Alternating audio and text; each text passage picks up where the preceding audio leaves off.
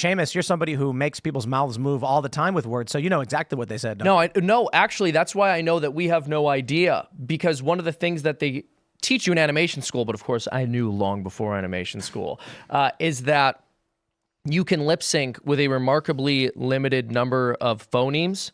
You only need, like, really, if you want to get really low budget, like 6 or 7 mouth shapes that you can combine into basically anything. You know, the fewer shapes you have, the choppier it's going to look. But it's really, really easy to fudge that. Yeah. There's just a set number of shapes we make with our mouth, and it is really, really difficult to pull words from that just based on the visual alone. That's why bad lip readings is so popular. They can make people say a lot of things that we know they didn't say, and it's hilarious and absurd. And there's a viral one. It's an AI audio where Obama says that Kamala Harris is retarded. And, you know, I actually am not amused by it because the first few seconds are actually spot on. And I was like, it was scary how good it actually looked. And that made me realize there probably is an AI program you could load this into, and it's going to be able to look at the way their mouths move and give you a 100% transcription. The way all this AI stuff works is you guys know how CAPTCHA works? Mm-hmm. It'll be like, before you can go to this website, you got to type in this word. What you're actually doing is not passing a test. You're teaching the AI. The company is using you as free labor to transcribe visual text into the word to tell the computer what the word is. With that massive decentralized labor force, AI has been able to now read physical images, like actual images of written word. If you were to load up every video ever with a transcription of someone talking, the AI would be able to then see what the mouth is moving and the words that are coming out. So there is a program out there that can tell you exactly what these guys said. You don't need a human to do it. Whether or not this is exactly what he says, and it'll be very hard to ever get down to the truth of it at all, I think this is a sentiment within the White House, definitely within the Joe Biden staff. As the race continues to tighten, people are trying to get ready for the case of Kamala Harris losing in their minds, and they kind of want to get ahead of it. You know, Joe Biden is filled with rage that the idea that he probably had just as good a shot against Donald Trump than Kamala Harris did, all else equal.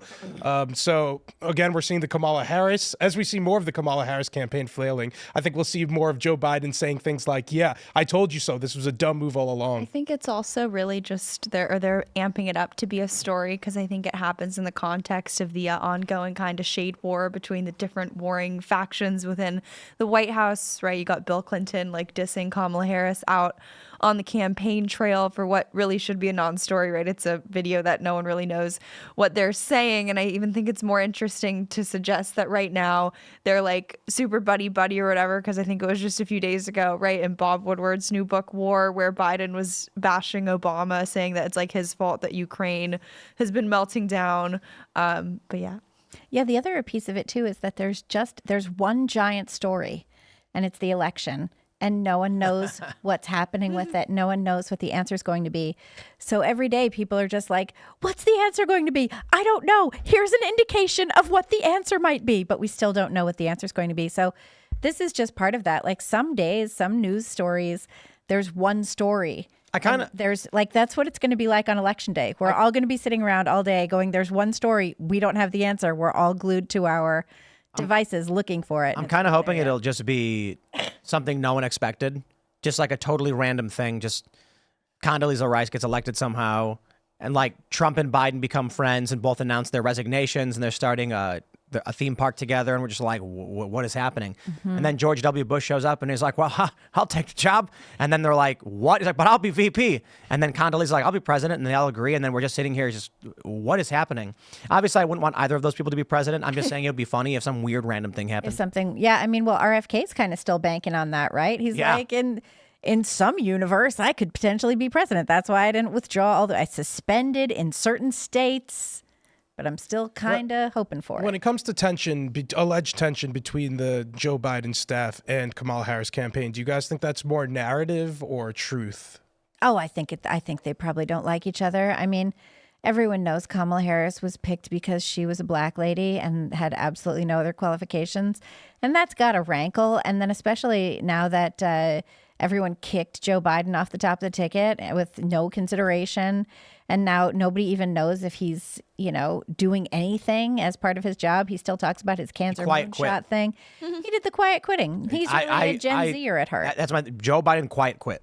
Yeah, so I don't know if the Kamala Harris campaign, for example, thinks like Joe Biden doing the Trump hat thing is probably him purposefully spiting them. Same thing when he said DeSantis was doing a fine job or whatever. Right, and DeSantis met with Biden, right, but wouldn't talk to Kamala Harris, and then Kamala Harris and DeSantis we're going at it. Sure. Well, do you think Joe Biden's doing this stuff on purpose, or Kamala Harris is just being sensitive over all of it? I think that it's a little of both. I think Joe Biden's probably what, you got what you wanted, haven't you done enough? Haven't you taken enough for me? Enjoy yourself, Kamala. I hope you like it now. There was reporting out today probing into the transition efforts of the Harris campaign, and for most of the high-level positions, they were, I think, looking to basically ditch a lot of the Biden holdovers. So I feel like from a political speak standpoint, too, that sort of shows you the difference. And too, she said it last night on Fox, I think the most blatantly that she ever has, my administration will not be a continuation of Joe Biden. Thanks for checking out this clip from Timcast IRL. Make sure to watch the show live Monday through Friday at 8 p.m. Subscribe to this channel, and we will see you all there.